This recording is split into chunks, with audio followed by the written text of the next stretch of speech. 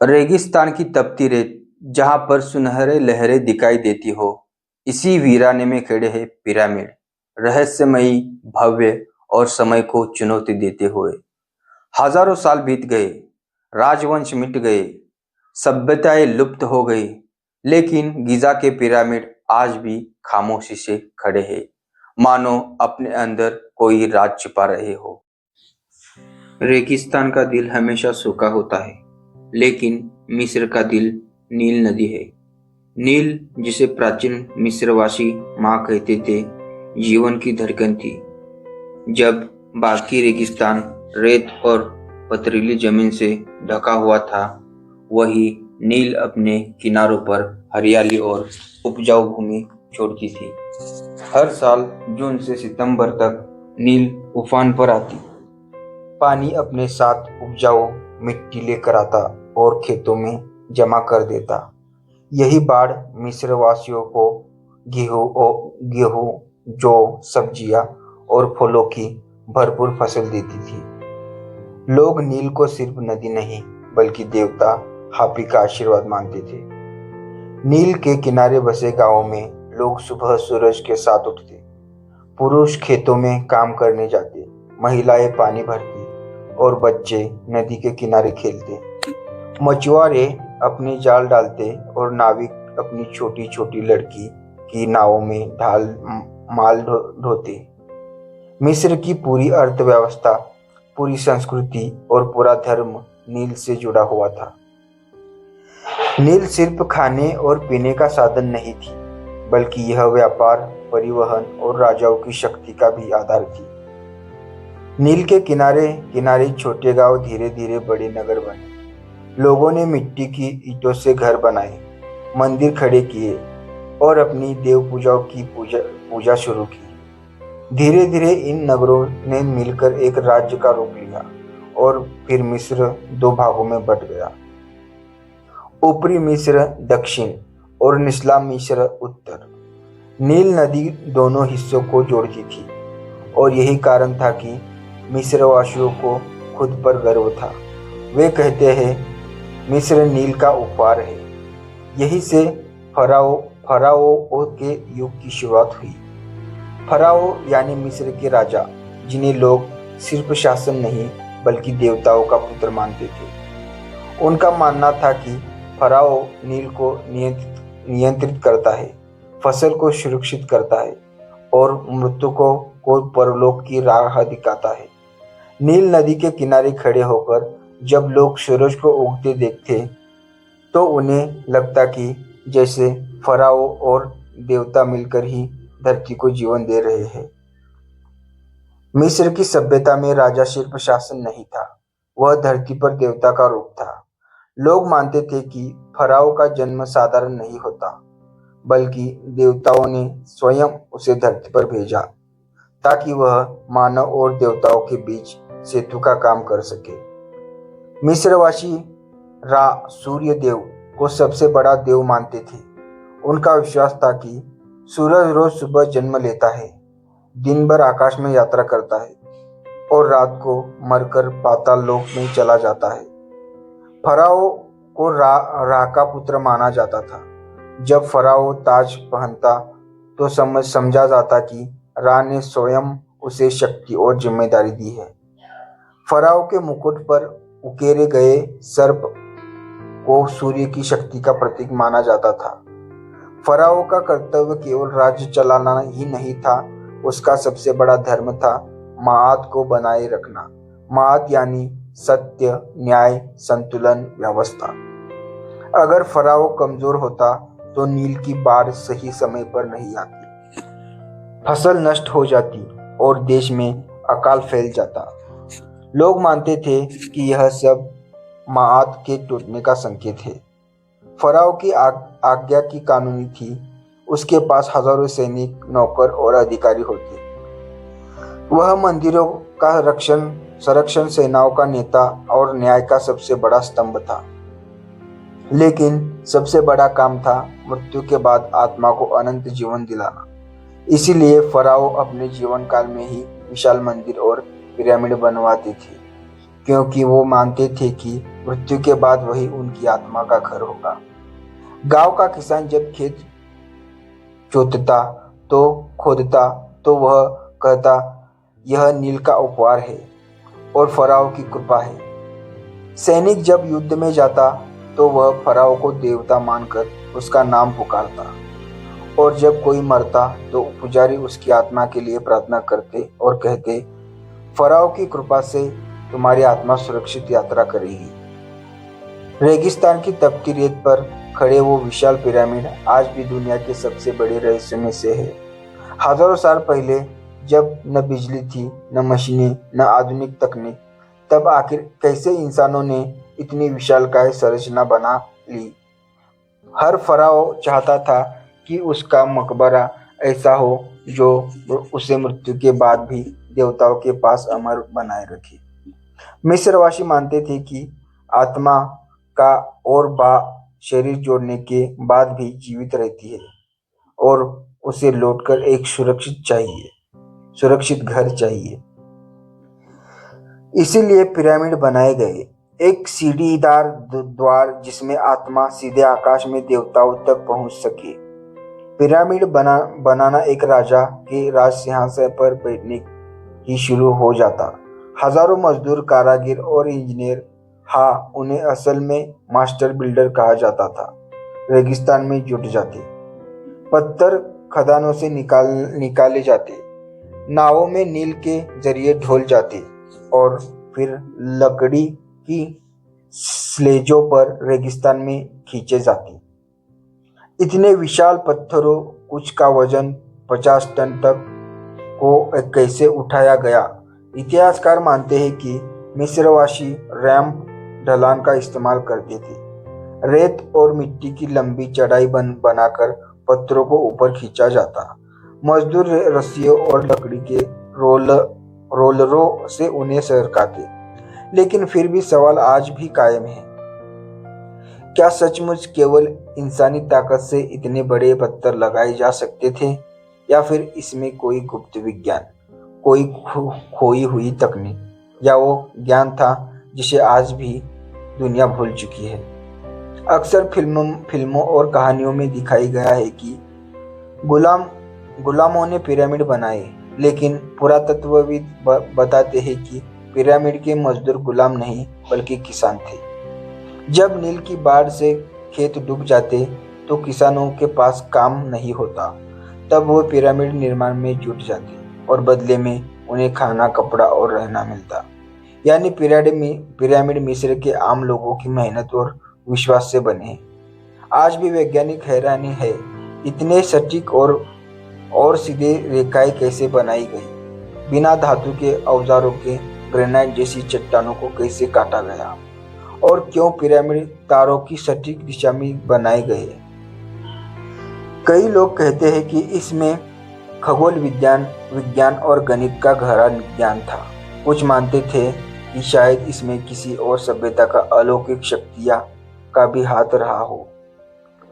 मिस्र की सभ्यता का सबसे गहरा विश्वास था कि मृत्यु अंत नहीं बल्कि एक नई शुरुआत है।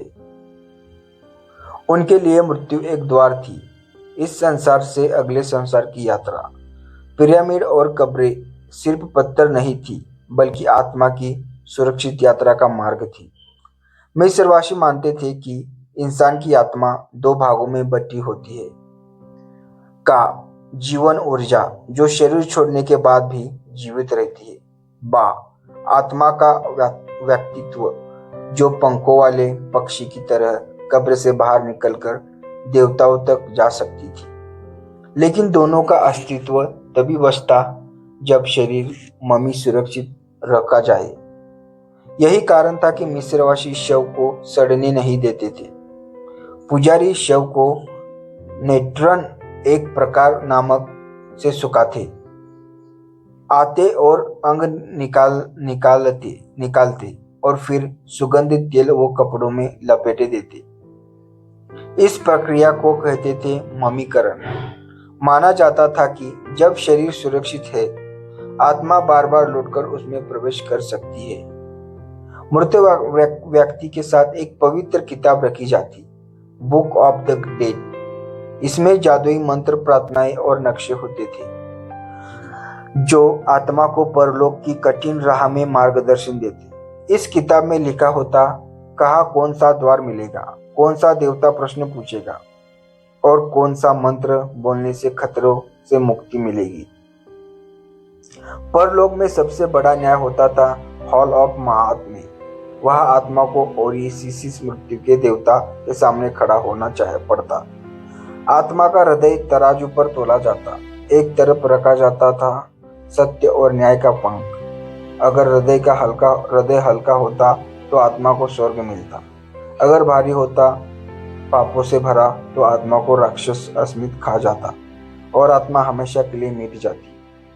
जो आत्मा परीक्षा पास कर लेती वह रीड फील्ड सुख समृद्धि की भूमि में पहुंचती। वहां वही जीवन मिलता, खेत, नदियां, परिवार, लेकिन दर्द, बीमारी और भूख के बिना, यानी एक सदैव का स्वर्ग। हजारों साल बीत गए, लेकिन पिरामिड आज भी उतने ही रहस्यमयी है जितने तब थे।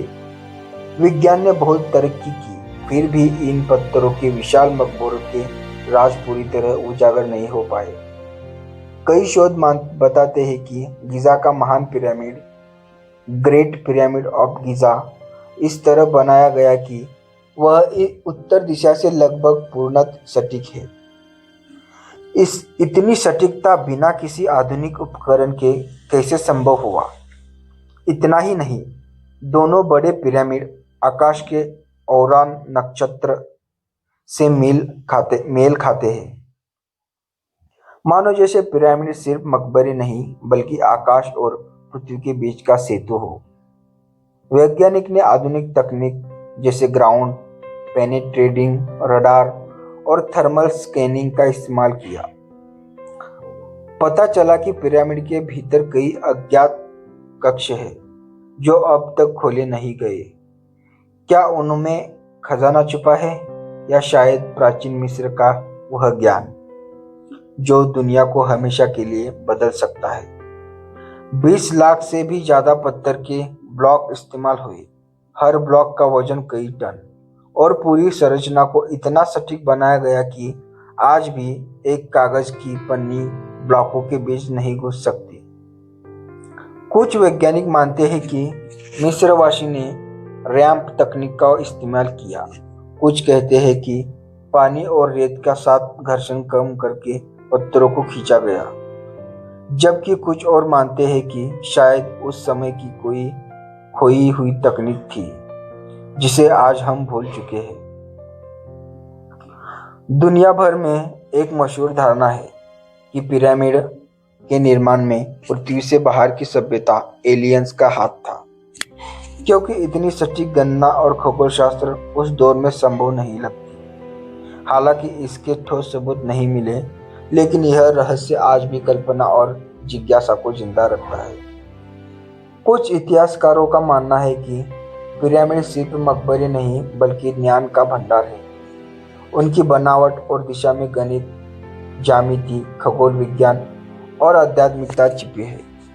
मानो जैसे मिस्रवासियों ने आने वाली पीढ़ी के लिए एक गुप्त संदेश छोड़ दिया हो। पिरामिड सिर्फ पत्थरों का ढेर नहीं थे, बल्कि वे उस समय की मिस्र की ताकत, समृद्धि और ज्ञान का प्रतीक थे। ये इमारत उस युग को दर्शाती है जब मिस्र ने अपनी सबसे बड़ी ऊंचाइयां छू ली थी। पिरामिड का निर्माण उस समय हुआ जब मिस्र पर शक्तिशाली फराओ का शासन था। फराओ को धरती पर देवता का अवतार माना जाता था। उनकी आज्ञा कानूनी थी। पिरामिड बनवाना सिर्फ उनकी मृत्यु के बाद के जीवन की तैयारी नहीं थी, बल्कि यह उनकी सत्ता और वैभव को पूरी दुनिया के सामने दिखाने का तरीका भी था। पिरामिड के आसपास भव्य मंदिर भी बनाए जाते। इन मंदिरों में पुजारी रोजाना देवताओं की पूजा करते और फराओ की आत्मा की शांति के लिए अनुष्ठान करते। मिस्र की सभ्यता पूरी तरह धर्म और आध्यात्मिकता में डूबी हुई थी। उनके लिए जीवन का हर पहलू देवताओं की कृपा से जुड़ा था। मिस्र की असली ताकत थी नाइल नदी। नाइल की बाढ़ हर साल जमीन पर उपजाऊ मिट्टी बिखेर देती थी। इसी वजह से मिस्र वासियों को अनाज, कपास और अन्य फसलें भरपूर मिलती थी। नाइल सिर्फ खेती नहीं बल्कि व्यापार और परिवहन का भी प्रमुख मार्ग थी। पिरामिडों के विशाल पत्थर भी इन्हीं नावों से ढोकर लाए जाते थे।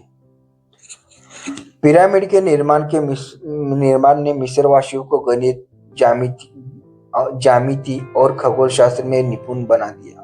उन्होंने पत्थर काटने, उठाने और जोड़ने की कला में महारत हासिल की। उनके उपकरण भले साधारण थे, लेकिन उनका ज्ञान और श्रम अद्वितीय था। मिस्र का यह स्वर्ग युग दुनिया की अन्य सभ्यताओं पर भी असर डाल रहा था। उनकी कला, वास्तुकला और धार्मिक मान्यताएं आज भी शोधकर्ताओं के लिए प्रेरणा है। पिरामिड इस बात के साक्षी है कि इंसान अपने सपनों और विश्वासों के लिए कैसे असंभव को भी संभव कर सकता है। हर सभ्यता का एक स्वर्ण युग होता है और फिर एक समय ऐसा आता है जब उसका तेज फीका पड़ने लगता है। मिस्र की महानता भी धीरे धीरे ढलान पर आने लगी। समय बीतने के साथ मिस्र पर कई बार विदेशी आक्रामक हुए। फारसी, यूनानी, रोमन और बाद में अरब आक्रमणकारियों ने मिस्र को जीतने की कोशिश की। इन आक्रमणों के दौरान पिरामिडों और मंदिरों की लूटपाट भी हुई। कीमती गहने, मूर्तियां और फराओं के मकबरों में रखे खजाने चोरी कर लिए गए। जो पिरामिड कभी देवत्व और सत्ता का प्रतीक थे, धीरे धीरे वीरान और खाली हो गए। नाइल के किनारे बसे ये पिरामिड हजारों साल तक खड़े रहे, लेकिन रेगिस्तान की रेत और हवाओं ने उनकी चमक को ढक दिया। रेत के तूफानों ने पत्थरों को घिस दिया। कई छोटे पिरामिड पूरी तरह रेत में दब गए।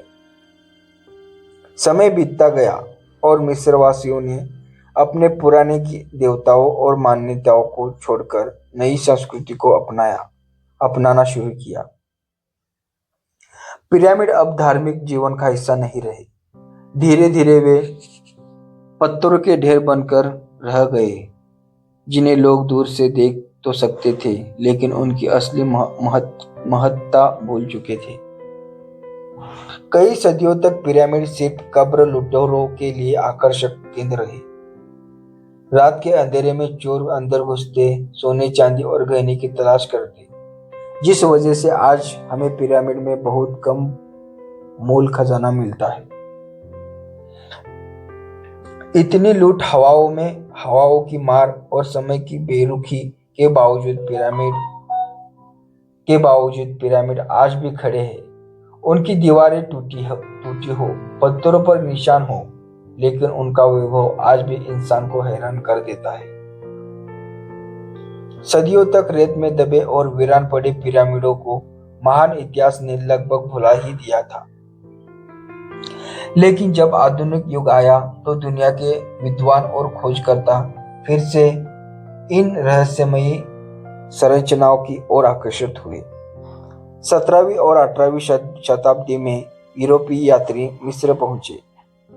वे पिरामिड की विशाल और रहस्य देखकर दंग रह गए। उन्होंने अपने सफरनामों में इनकी कहानियां लिखी, जिससे दुनिया को फिर से पिरामिड की ओर ध्यान गया। 19वीं सदी शताब्दी में जब मिस्र यूरोप के प्रभाव में आया तो यहाँ बड़े पैमाने पर पुरातात्विक खुदाई शुरू हुई।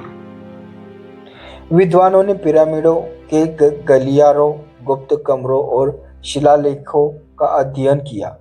इसी दौरान हाईरोग्लिफ लिपि का रहस्य भी रोसेटा स्टोन की मदद से सुलझाया गया।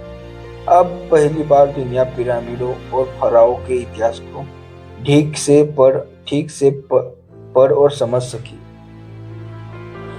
जब पिरामिडों और कब्रों से मम्मी निकाली गई तो पूरी दुनिया हैरान रह गई।